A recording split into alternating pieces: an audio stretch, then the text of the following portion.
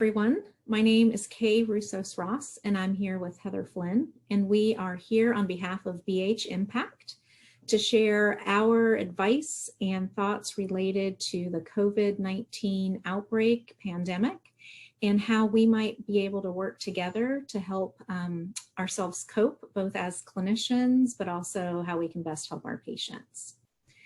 My name again is Kay Roussos-Ross, and I am a OBGYN and psychiatrist at the University of Florida. I'll let Heather introduce herself as well. Thank you, Dr. Roussos-Ross. We are both delighted to spend a few minutes sharing some information on coping for healthcare providers during the COVID-19 crisis. I am a clinical psychologist and the project director for the Florida BH Impact Project. And as you all know, our goal is to be here to support OB providers in not only their own work through this crisis, but also in supporting women with behavioral health issues throughout the perinatal period. So we thought it might be a good idea to present scenarios that we've each heard from colleagues and that we may have had on our own as well. And so we'll talk about different coping strategies and therapeutic strategies that we as clinicians can utilize as we're also dealing with and struggling with the COVID outbreak and all the issues that surround it. Anything else that you'd like to say, Dr. Flynn, before we get started? No, I think you covered it. So Dr. Roussos-Ross is going to present some scenarios that we've heard from healthcare clinicians, and we're going to just give some tips and tools and strategies for dealing with those.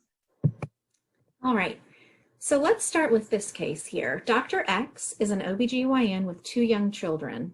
She reports feeling intense fear that she will inadvertently infect her husband and children with COVID-19. Because of this, she is considering staying in a hotel or not allowing her children to be close to her in the home, or even giving them hugs. She's also worried that if she contracts COVID-19, that she'll die and that her children will grow up without their mother.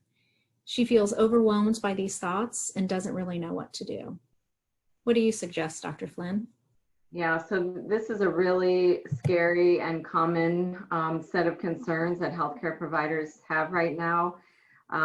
The way this physician is feeling is very similar to so many other healthcare providers, not only in the United States, but around the world. So first of all, completely normal reaction to what's going on. The first thing to keep in mind is that with worry and anxiety and fears like these, we have to separate out what we can control from what we cannot control. So, and there are a couple strategies to help control worry about things that are out of our direct control. So first off, it's helpful to just think about the things that you are doing to protect yourself and your family, and to keep your focus on those, the things that you do have control over. So making sure that you're taking all precautions, wearing PPE, doing what you can to keep distance from your colleagues, all the things that you already know about. Those are the things that you're doing every day to take care of yourself. And at home, some of the distancing from the family is something that's a very loving, caring, safety-oriented thing to do that's temporary. And so this is something that will go away, and we'll get back to hugging our families and being in very close physical proximity, but to kind of reframe what you're doing now as very necessary and helpful and caring and temporary. The other thing that we talk about as psychologists is to try to gain control over worry about things that we can't control.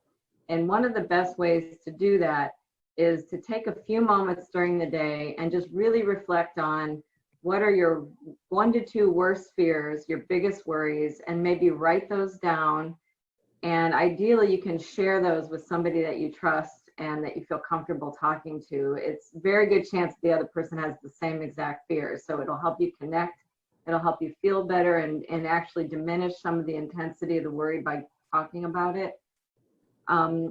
And also by writing it down, you've kind of put it somewhere. So then when it reemerges throughout the day, it creeps in, it gets in your head, you can just put it aside and say, I will reflect on that later when I do my writing or my reflection. you don't need to worry about it. So that way the worry doesn't take over and control you during the day. It's really easy to have that happen. But it sounds like this person is doing everything that they can to take good care of themselves, and that's all they can do. So I like your suggestions very much, Dr. Flynn. So really remembering that it's temporary really resonates with me. So thank you for sharing. So as you see, my background here has my happy place, which is the beach. And so this is my coping strategy, and just sort of bringing, having things around me that bring me some joy, and remembering that soon I'll be able to get back to the beach. But I also really liked your idea of writing things down, getting those thoughts out, and knowing that you can go back and reflect. So thank you for those. Let's look at the next case. So Mr. Y is a healthcare worker and is assigned to hospital shift work. He's feeling overwhelmed and anxious at work, but he feels he has to maintain a calm affect around others. He's having trouble sleeping at night and finds himself constantly watching the news and reading Facebook posts from other healthcare workers. He is starting to feel irritable and moody at work. What would you recommend for somebody who's having trouble sleeping, both falling asleep, staying asleep, due to worry and anxiety? Yeah, so this is another really common issue that comes up, not out of the ordinary for people, this excessive worry that interferes with sleep and mood. And so there are two major things to focus on here. One is gaining control back, getting control over the worry, as we were just talking about. And then the second is really good sleep hygiene. So as far as controlling the worry, it's really, really important to limit exposure to the media. It's very difficult right now because it's on the phone, the computer, TV. It's really difficult to get away.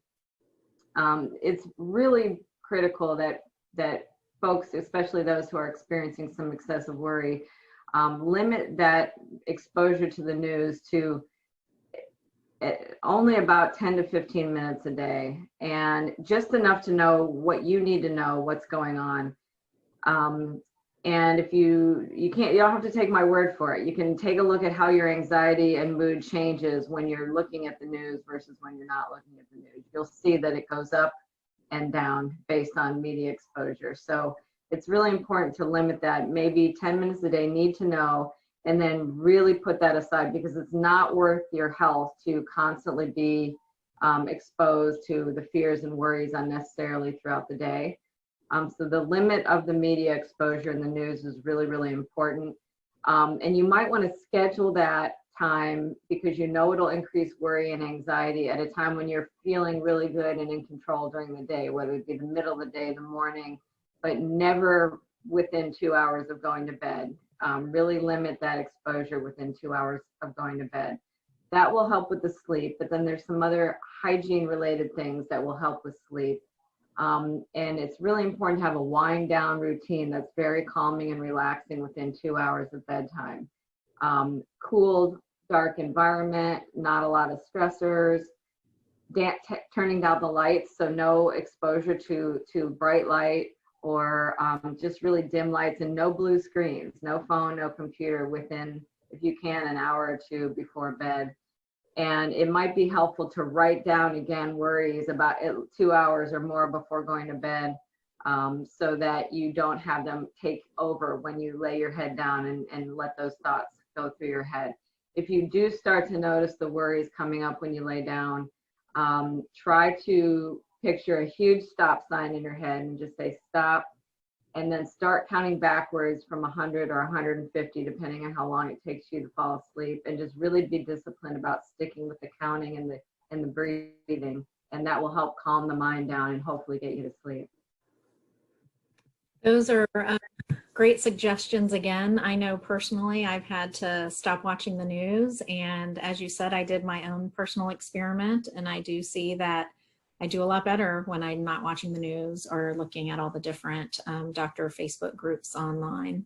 Yeah, it's really unnecessary. The same with social media. I mean, pay attention to how your mood and anxiety changes when you're looking at social media. If it makes you feel better, great. If it makes you feel worse, stop.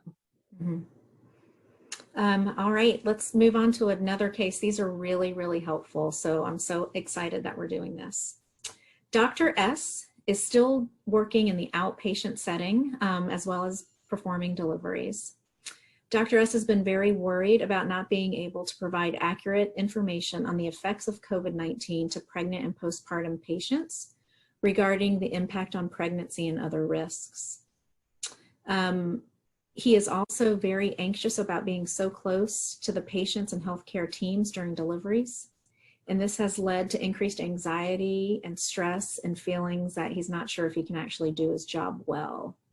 What do you suggest for ways to deal with this and improve?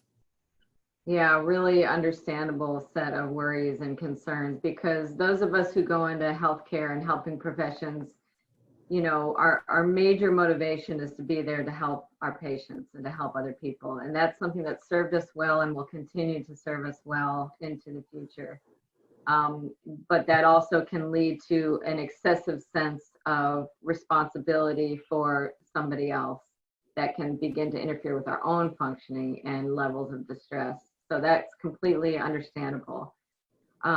I think here, one of the big things that we learn as healthcare providers is to lean on each other and consult with our colleagues whenever we're feeling confused or stressed or worried or have any sort of patient care related issue. And so the first thing I would suggest is, maybe more than ever, relying on your colleagues, your networks, to share your concerns about patient care, because new information is coming out every day about the effect of COVID on pregnancy and labor and delivery and transmission of risk. And it's probably impossible to keep up with absolutely everything. So, and everyone's feeling the same way. So if you can safely either huddle at the clinic, spacing apart, or through the telephone or telehealth, if you can consult with your colleagues, and just because everybody's probably feeling the same way. Rely on your organizations for accurate information, up-to-date information, and just again, that message to yourself that you are doing your absolute best, and there are certain things you can control and certain things you can't control. And the other thing I'll say is that, you know, nothing is more important right now for healthcare providers, for all of us, than focusing on self-care. So anything that's the base of the triangle, that's the foundation of everything else. If you are not in good shape, if you don't have the oxygen mask on first, you can't be of help to everybody else. So I would say this is the Olympics of self-care. So all of the training and strategies that you've tried your whole life to take care of yourself, now is the time to put them all together and put them in use. And every single day that self-care comes first, so you can feel centered, balanced, like yourself, so that then you can take care of other people. I like that, the Olympics of self-care, and I really like your analogy about putting your own oxygen mask on first. So those are important points to make.